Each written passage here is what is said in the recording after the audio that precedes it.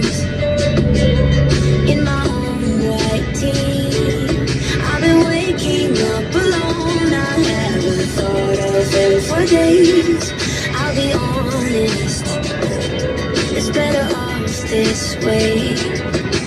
Every time I think that I can get you out my head, you never ever let me forget. Cause just when I think you're gone, hear a song on the radio.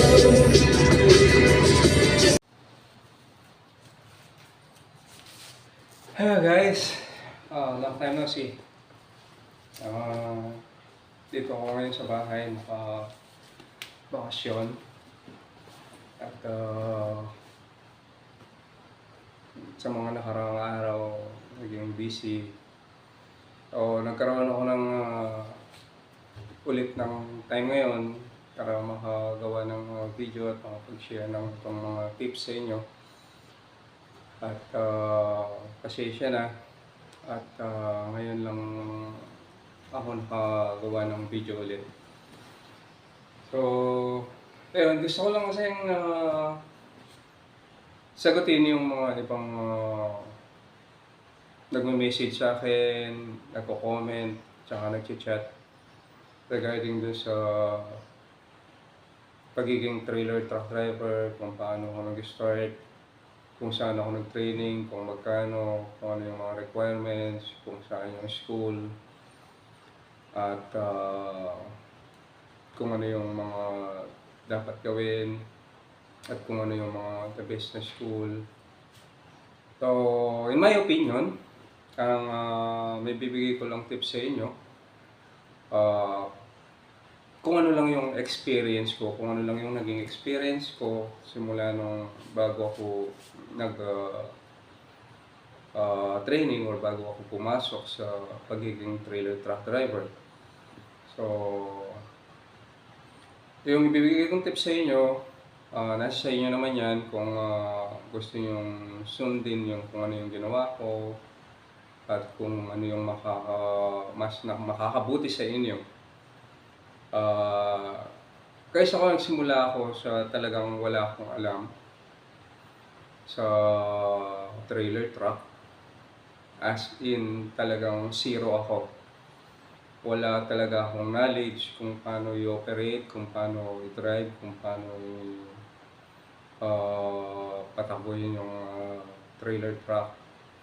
At wala rin akong idea kung paano ang buhay ng isang trailer truck driver dito sa Pilipinas. So, sa kakapanood ko ng mga YouTube, kakapanood ko ng mga videos, sa mga eksperyensado at may mga karanasan na paunti-unti nadadagdagan yung knowledge ko, nadadagdagan yung mga kaalaman ko, at ina-apply ko yun, yung mga napapanood kong yun ngayon, at natututo ako hanggang sa nakatuklas ako ng isang games, application, games sa YouTube. So, dinownload ko yon hanggang sa pinag-aralan ko kung paano yung pagmamaneuver, kung paano yung tamang pagmamaneho, kung saan pupunta yung sa likuran niya, yung sa magiging pwesto ng tractor.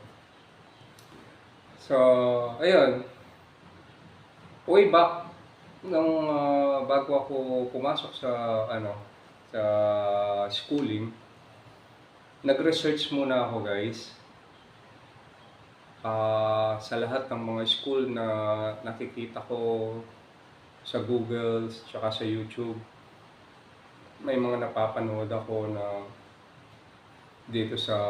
meron dito sa may Laguna, mga dito sa may Bulacan, meron din sa Tondo, meron sa Cavite.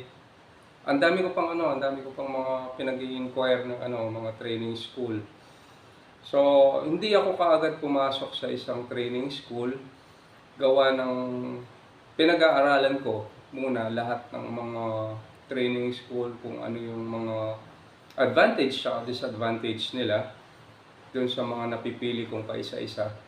So lahat ng mga sinusulat ko kung ano yung meron sila, kung magkano, kung ano yung mga requirements, at kung ano yung magiging situation doon.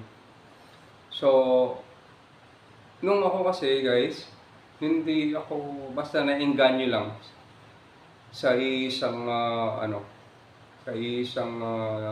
school training center sa driving school.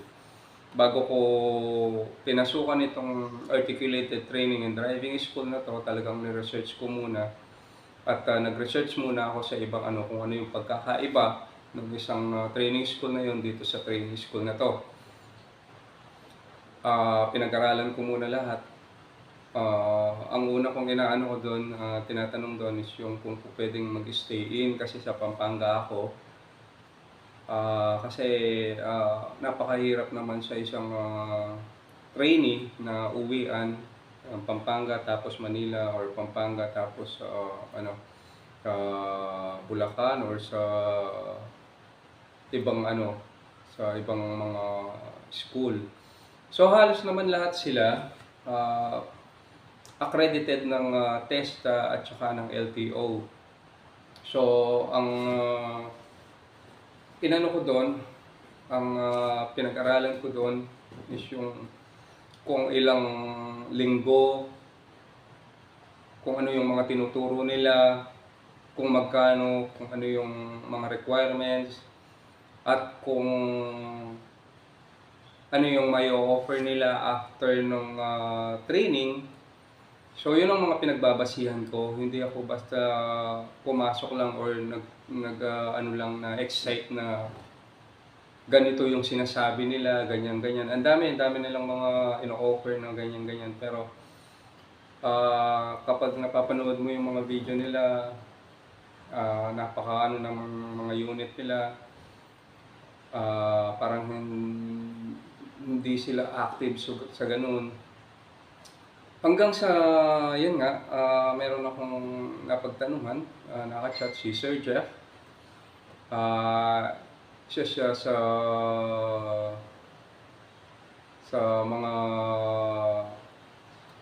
nag-o-offer sa training school. At the same time, magtatrabaho din siya dun sa mismong company na yon, na hawak din ng may-ari ng training school. At the same time, yung company na yon. So, ang sabi ko, ang tinanong ko sa kanya kung magkano at kung ilang linggo at kung ano yung mga requirements.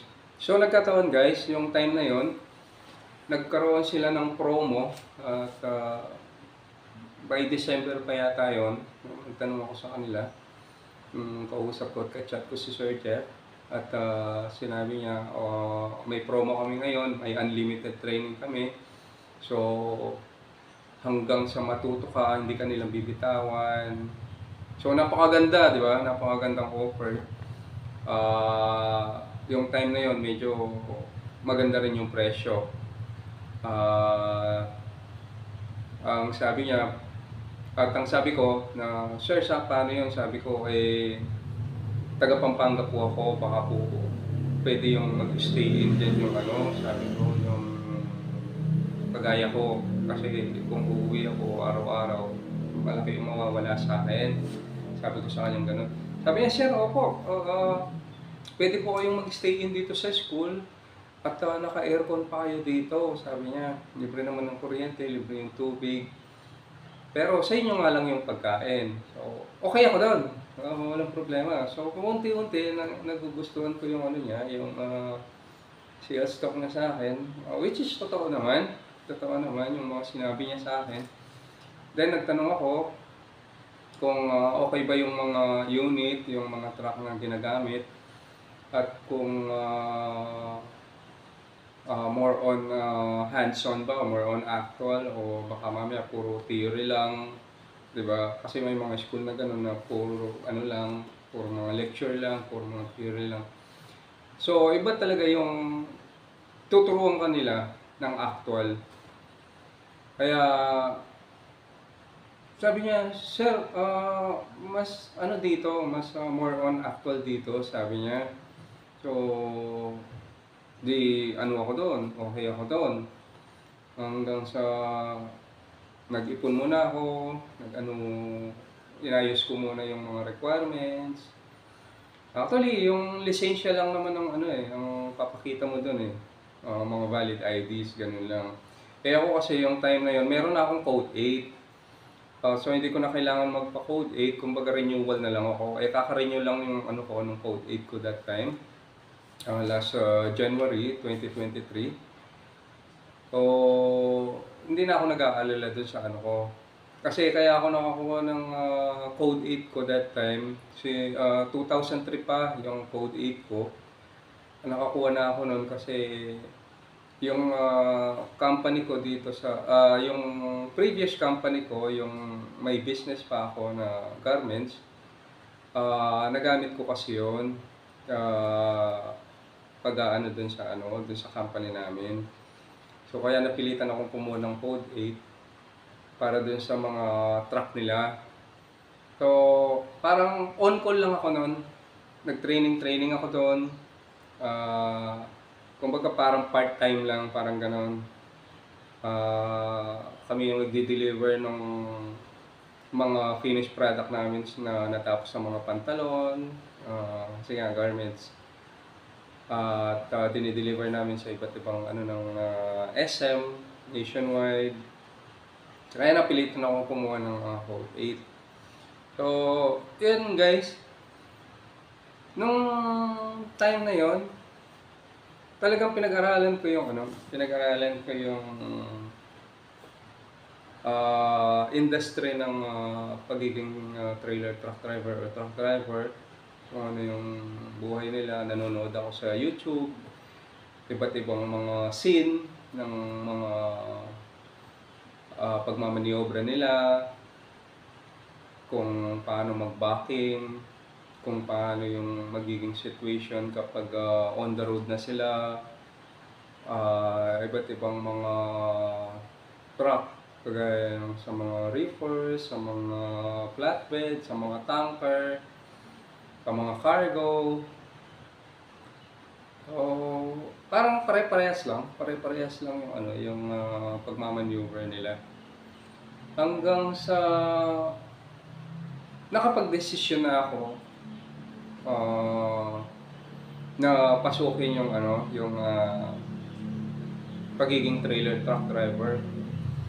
So, ito guys, ang may bibigay ko lang tips sa inyo, kung halimbawa na may balak kayong pasukin yung pagiging trailer truck driver. Actually, hindi ako ganun kagaling pa sa hindi ako veterano, hindi ako professional na trailer truck driver. Itong sinasabi ko, as for my experience lang, kung paano ako nagsimula. At gusto ko lang i-share sa inyo kung para sa akin na mas makakabuti sa inyo, para hindi kayo gumastos ng malaki, para hindi kayo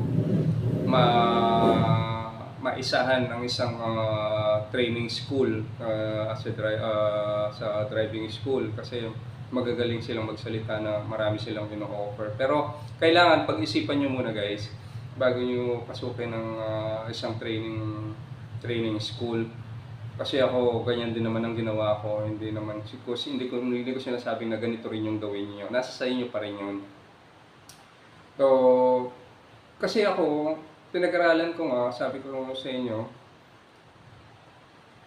hindi lang ako sa isang school training nag-focus. Marami akong ni-research, marami akong pinagtanungan. Pero alam nyo guys, ito yung ko sa inyo, masasabi ko lang sa inyo. Kung balak nyong pumasok sa isang driving school as a trailer truck driver, tiyakin niyo na yung training school na yon matutulungan kayo na kahit na apprentice lang or kahit na magkaroon lang kayo ng experience 6 months, 1 year, 2 years, 3 years, mas okay yon kung mas matagal, kung ano. Kesa doon sa papasukan niyo yung school na hindi kayo kayang tulungan after nung training ninyo. Ito kasing training school na pinasukan ko, yung Articulated Training and Driving School, meron silang company na after mong mag-training, pwede ka nilang suportahan as an apprentice or pwede kang mag-helper muna sa kanila. May mga allowance naman kayo. May mga allowance sila na binibigay. Ang school training na to, mayroon siyang sariling company.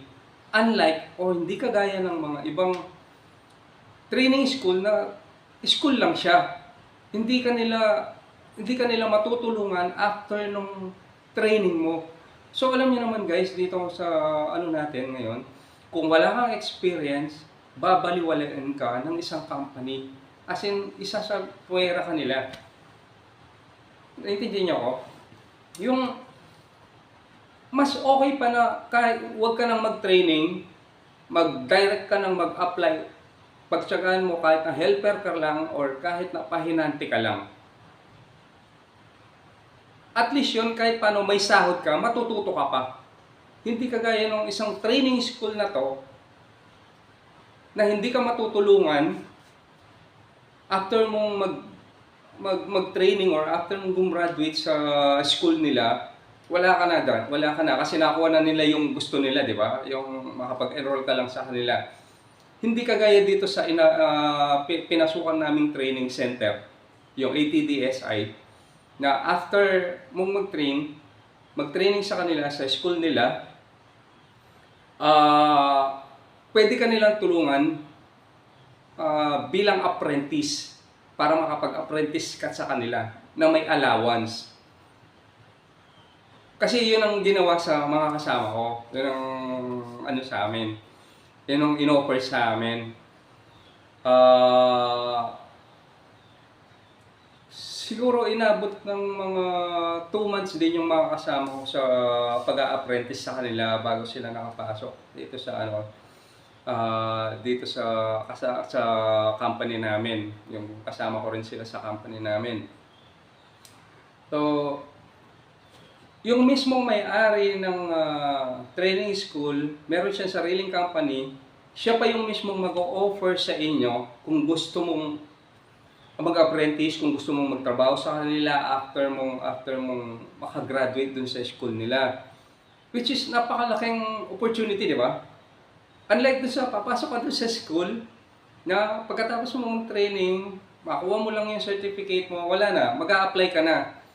Kasi, alam niyo naman guys, yung mga company ngayon, kung wala kang experience na 2 or 3 years or above, hindi ka nila tatanggapin.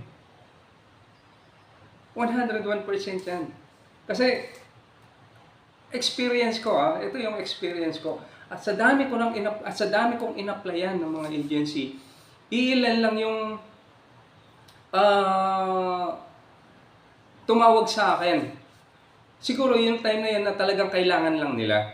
Talagang kailangan lang nila yung ano. Pero, alam mo sa totoo lang, kahit wala akong experience guys, huwag kayong mawawalan ng pag-asa ha. Kahit na wala kayong experience. Huwag kayong mawawalan ng pag-asa.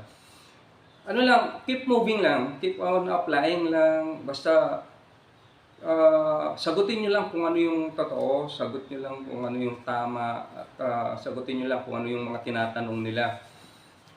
Sabihin nyo, ma'am, wala po akong experience. Pero willing naman po akong mag-undergo training sa inyo kahit na allowance lang po yung bigay niyo sa akin. Alam nyo guys, napakalaking ano yun, napakalaking bagay nun. Yung, wag nyo munang aanahin yung sahod ninyo. Yung magkaroon lang muna kayo ng experience. Kahit na 1 year lang, malaki na yung magiging laban ninyo. May pagmamalaki na kayo. May pinangahawakan na kayo na experience, na may lalaban na kayo sa ibang company kapag binalikan nyo na yung company na gusto ninyo. Hindi kagaya nung katatapos mo palang mag-training tapos mamimili ka na ng mga company na malalaki yung sahod. Wag gano'n. Kasi kahit naman ako yung company or kahit naman kayo yung isang company, hindi nila kayo kukunin kung gano'n yung magiging estilo ninyo or yung magiging attitude ninyo na parang kala mo eksperyensado ka na para mamili ng mga sahod or para i-reject yung mga ano nila, di ba? So, ang ginawa kasi namin, talagang nagtiyaga muna kami sa training school. Talagang ginawa namin yung best namin para matuto kami. At nag-apply ako, ang dami kong na-applyan. May kasama ako yung si Marvin, nakapunta nga kami ng Pasig. Doon, pumasa kami doon. Pumasa talaga kami doon, kaya lang kami mismo yung umayaw dahil nga doon sa situation. Naging choosy pa kami, di ba? Oo, ang yabang eh. Naging choosy kami. Yung ano nila doon, yung offer nila doon, 300 per day. Kaya lang yung sa stay sila, sa mga bakal-bakal. So parang hindi kami pahanda noon kasi hindi kami nawawalan ng pag-asa eh. Continuous pa rin yung pag-a-apply namin online. Mga sa Google, naghahanap kami. Habang nandun kami sa training center. Ito nga pala guys huwag yung sayangin yung oras na porke nagte-training lang kayo, naka-focus. Okay, nandun na tayo. Mag-focus kayo dun sa ninyo, dun sa pagdadrive ninyo para matuto kayo kagad. Mag-focus kayo para malaman nyo lahat ng mga yung mga diskarte sa pag-drive ng trailer. Pero at the same time, kung may mga times kayo, lalo na kung may data naman kayo,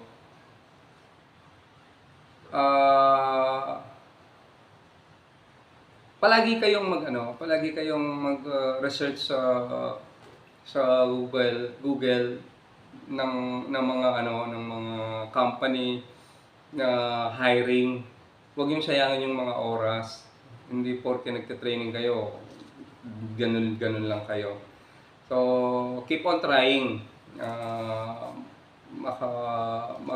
Magpasa kayo ng mga resume ninyo, lahat ng mga requirements nila. Kahit na wala kayong experience, guys, keep on trying lang ng sa pag-a-apply. Kasi ako ganun ang ginagawa ko. Pero ito, tandaan nyo guys, be smart. Kasi kagaya ng sabi ko sa inyo, yung sinasabi kong tips sa inyo, huwag kayong papasok sa isang training school na hindi nila kayo ma-offeran ng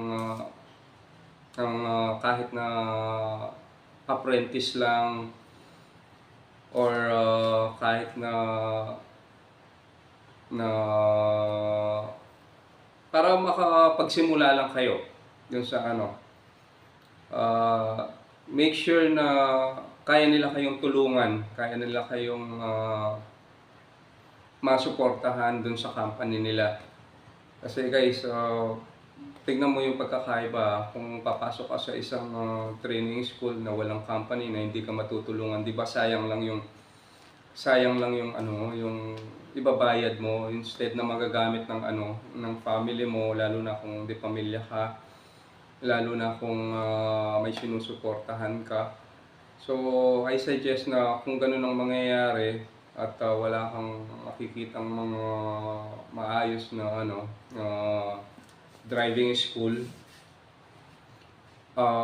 mas mabuti pang magpahinanti ka na lang, at least kahit paano may income ka, di ba?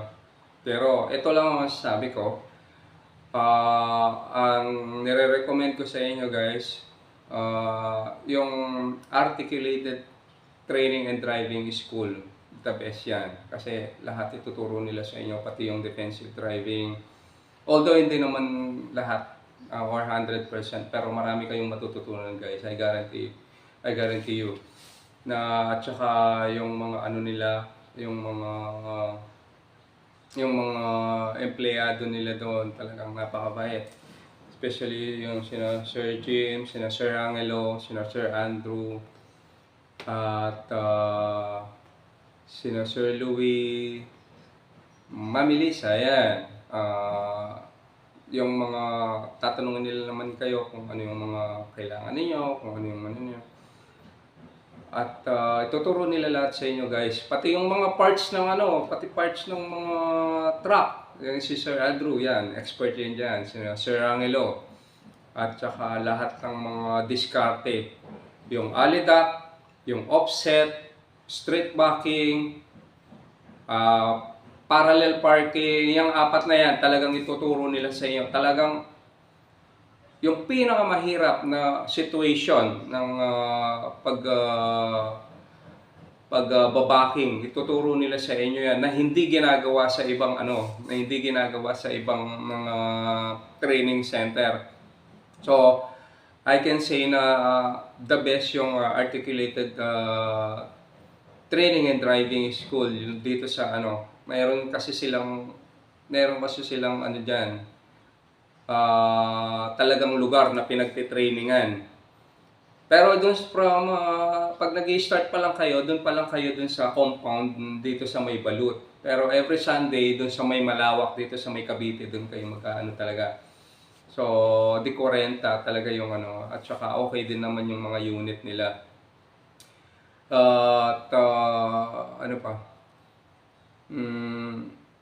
Yan guys, at kung balak ninyo na training dito sa school na to, open naman sila lagi from Monday to Friday. I think Saturday, alam ko half day lang sila. Tapos yung Sunday naman, training dito sa May Cavite, sa May Kawit. So, gusto ko nga palang pasalamatan lahat ng mga nagko-comment at lahat ng mga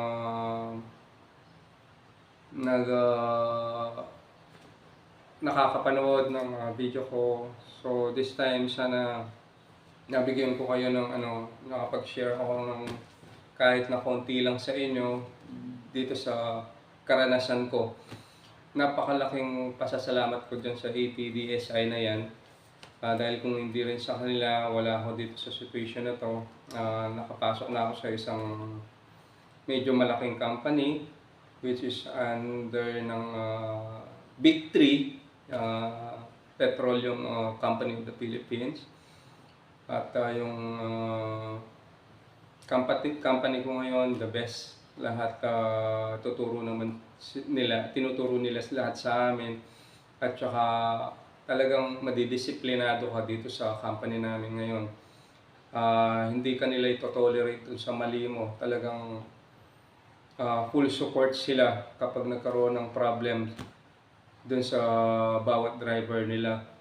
So, hindi ako ganun ka-perfecto. So, may mga company din na hindi perfecto, pero alam ko na ginagawa nila yung the best nila, kagaya ng company namin ngayon. At yung sa akin naman, hindi ako ganun kagaling. Ang dami kong nagiging error, ang dami kong nagiging mistake pa. Hanggang sa kasalukuyan, nag-aaral pa rin ako. Hindi pa naman ako ganun ka-veterano. At may mga violations pa rin ako. This is minor lang naman. Kaya lang minsan hindi mo talaga maiiwasan yung aksidente. Kaya lang, ang kagandahan dito, yung mga truck namin dito na ginagamit, may mga CCTV sila. So, malalaman talaga kung sino yung nagkamali o kung sino yung nagkaroon ng error. Kaya, hindi ka makakapagsinungaling. Malalaman lahat nila yung mga moves mo. May mga overspeeding ako, may mga harsh brake ako, harsh acceleration. So, iba-ibang mga eksena na Pero, hindi ko yung siniseryoso kasi mas gusto ko yung ganun na natututo ako, nalalaman ko yung pagkakamali ko. At para syempre sa susunod maiwasan na rin. Hindi naman tayo perpekto. Kahit naman yung mga veterano na nagkakamali pa rin. Kaya okay lang yun. Huwag kayong matakot pagdating sa ano. Parte ng trabaho natin yan bilang isang truck driver. At saka, ang importante lang doon yung pagkakamali mo, huwag mo nang ulitin o iwasan mo na bago pa lumala yung nagawa mong pagkakamali. So, very thankful ako kina Sir Herbert, kina Sir Julius, kina Sir Alan, especially kay Sir Arthur, kay Kulotsky, at saka dun sa mga dun sa mga taga dispatch at hindi man ako ganun nagtagal pa dun sa mga pero nagkaroon pa rin ako ng pagkakataon na mabigyan ng chance na madagdagan yung knowledge ko. So, sa akin, lesson sa akin yung mga natututunan ko at napaka bait talaga ng wala akong masabi, especially yung boss namin talagang supportive din siya at tatanungin ka rin minsan kung yung magiging problema. So, ang kagandahan dito sa company namin ngayon, yung may mga laging meeting, may mga laging refreshing para sa kabutihan na rin ng mga driver. Actually, this is my first company. Kaya napakaswerte namin kasi dito kami napunta. And I will thank God kasi lahat planado, lahat ng mga tinuro niya sa akin, lahat ng mga pinaranas niya sa akin. Masyado akong grateful lahat ng mga pinagdadaanan kong mga experience. So hopefully guys na makagawa ulit ako ng video na informative at saka helpful. Sana may naibigay akong tips sa inyo. Be smart guys. Kung papasok kayo sa isang pag-isipan nyo muna mabuti. Pero I recommend this training school sa inyo, yung Articulated Training and Driving School dito sa may Balot Tondo. Kasi napakabait din nila. Meron din silang Bible study dyan. Kaya sila, very Christianity. At palagi nila kayong paalalahanin kung ano yung tama at saka yung mali sa mga pagdadrive. Tsaka yung boss nila sa sa Articulated Training Driving School,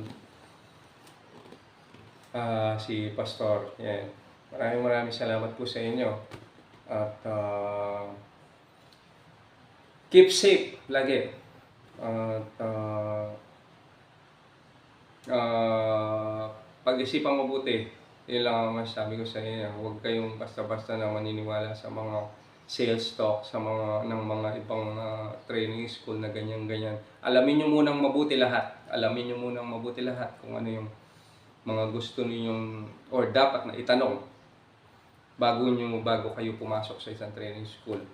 So kung kailangan magpahinante na lang kayo kaysa doon sa ibibigay ninyo yung ilang libo-libong sa pag-enroll ninyo tapos hindi nila kayo masusuportahan, hindi nila kayo matutulungan.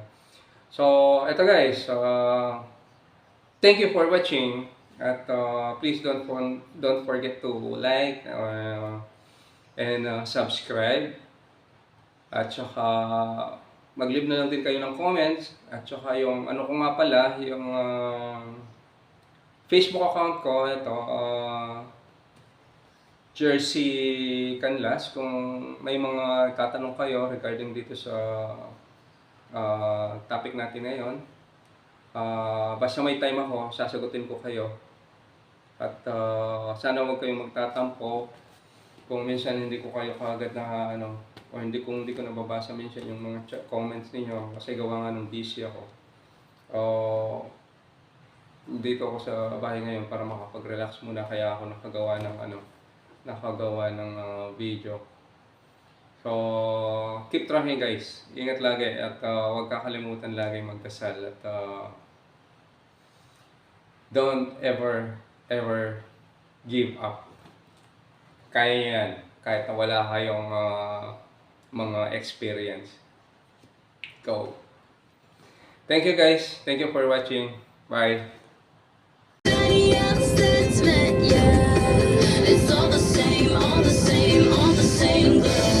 Honey, it's raining tonight, but storms always have an eye. Tell me you'll cover tonight, or tell me lies, tell me lies. I want you to know that it's our time. You and me.